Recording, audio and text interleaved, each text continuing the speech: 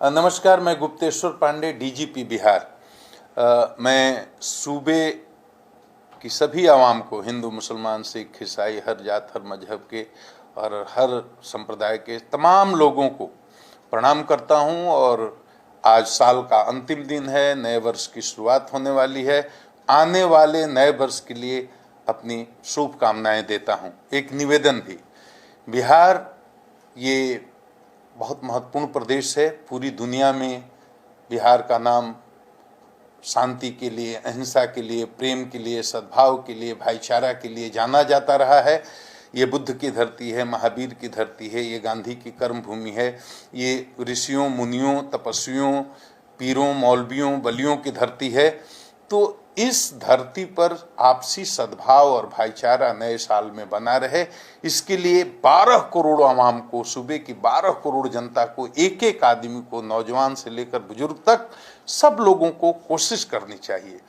प्रजातंत्र में किसी बात पर सरकार से किसी का विरोध हो सकता है, विरोध करने के अपने तरीके हैं, उसके कायदे हैं।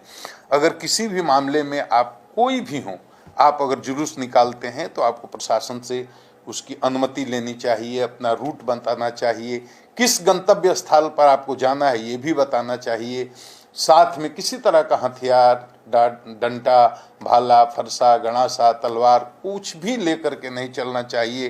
किसी तरह का उत्तेजक नारा नहीं लगाना चाहिए जिससे किसी दूसरे जात या दूसरे मजहब के लोगों को के दिल को चोट पहुँचे। अनुशासन में रहना चाहिए और प्रशासन का सहयोग करना चाहिए, क्योंकि ये आपसी भाईचारा अगर टूट जाएगा, सद्भावना अगर समाप्त हो जाएगी तो बहुत बड़ा समाज के समक्ष संकट खड़ा हो जाएगा। इस तरह की वारदातें होती हैं, थोड़ी सी अनुशासनहीनता हो जाती है, उत्तेजक नारे अगर कहीं लगाए जाते हैं और किसी तरह की अभद्र भाषा का प्रयोग किया जाता है तो तनाव होता है। यही तनाव कब फिसल कर फसाद में बदल जाता है आदमी को पता भी नहीं चलता। उसके बाद जान माल का खतरा होता है, फिर मुकदमे होते हैं, फिर लोगों की गिरफ्तारियां होती हैं, फिर गुंडा रजिस्टर में अब तो नाम चढ़ने लगा है, तो काफ़ी परेशानी होती है। और मैं किसी भी सूबे के आवाम को, किसी भी इंसान को, किसी भी नौजवान को इस परेशानी में पढ़ते हुए देखना नहीं चाहता। मुझे बहुत पीड़ा होती है, चाहे वो हिंदू हो, मुसलमान हो, किसी जात का हो, किसी मजहब का हो। तो अभी औरंगाबाद में और फुलवारी शरीफ में कुछ लोगों ने शरारत करने की कोशिश की। अब वहाँ उन लोगों को कितनी परेशानी उठानी पड़ रही है ये सोचकर मुझे खुद तकलीफ होती है। और एक बार अगर इस तरह से मामला हाथ से फिसल जाता है तो मैं चाह करके भी किसी की मदद नहीं कर पाता। इसलिए मेरी पूरी ये अपील है पूरी आवाम से कि अगला साल एक मिसाल का साल होना चाहिए बिहार में। आपसी सौहार्द, सामाजिक समरसता, सामाजिक सद्भावना को कहीं टूटने नहीं देना है। ये हम लोगों को संकल्प लेना है नए साल के अवसर पर। शराबबंदी के आंदोलन को सफल बनाना है, क्योंकि शराब पीने से आदमी की चेतना में गिरावट आती है और आदमी का नैतिक, आर्थिक, शारीरिक और हर तरह का सामाजिक पतन होता है।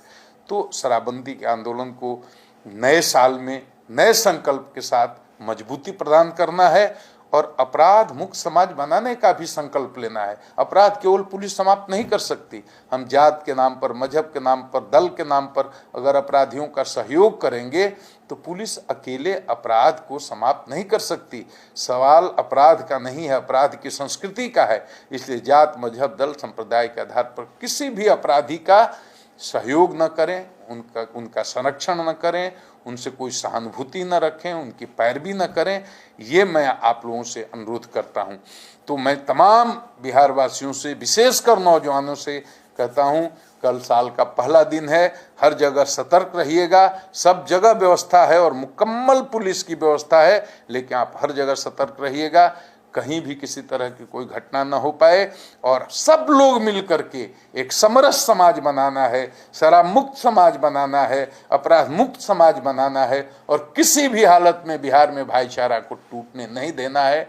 कोई ऐसी बात नहीं बोलनी है और कोई ऐसा काम नहीं करना है जिससे किसी दल, किसी जात, किसी धर्म के लोगों को दिल को चोट पहुँचे।